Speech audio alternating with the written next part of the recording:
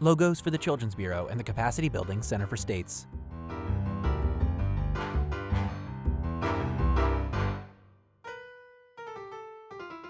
Becoming a family-focused system. One agency's story. Episode 4. Partnering with the courts.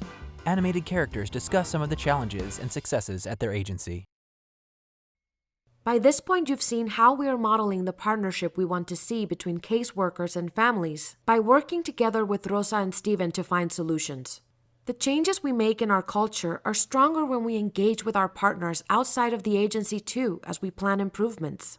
So here's Joe. He's the Court Improvement Program lead on our team. What are the changes you've noticed over this past year, Joe?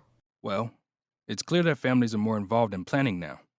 We're not seeing the business as usual or cookie-cutter family plans at the hearings that we used to.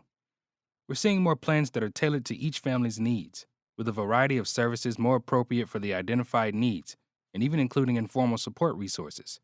I saw an eco map in a case file recently, something the caseworker made with the family to find their natural supports instead of plugging in a paid service.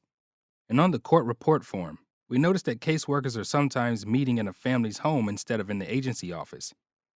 When you go into the courtroom, the most apparent difference is the way caseworkers interact with the family at court. They're more involved. The parent-partner service is a real game changer. Having a parent partner in court with parents who need guidance makes it easier for them to hear and understand what's happening and what's required of them. Parents are now speaking up and asking more questions in court. Seeing the parents more involved, the judge is engaging with them more too. The work group keeps looking into strategies to break down some of the themes we saw in the surveys and make our whole system support family involvement.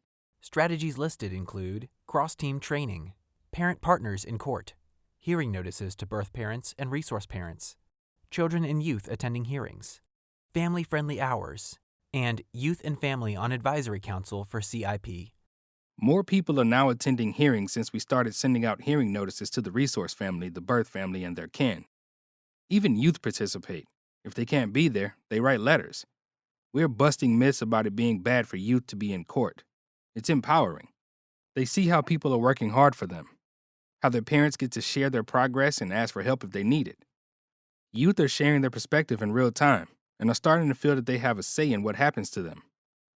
The professionals are more accountable when the youth are there to hear what everyone is supposed to do.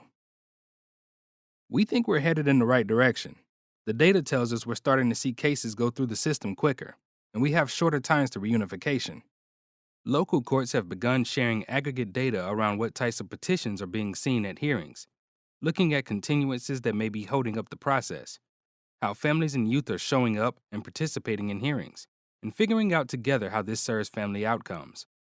Local data dashboards are helping us to see what might be causing delays in adoptions or in reunification, and then we can plan actions to mitigate problems. Not everything moves forward smoothly, and some judges are more comfortable with the old way of doing things without hearing from family and youth.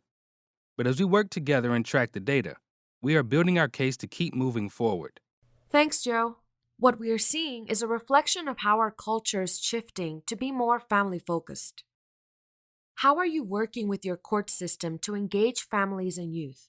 How are you using data to inform your decisions? What did you see here that might work for your agency? Next up, you'll hear from the caseworkers you met earlier, so they can tell you about the changes they've observed and how it feels to be a part of this change.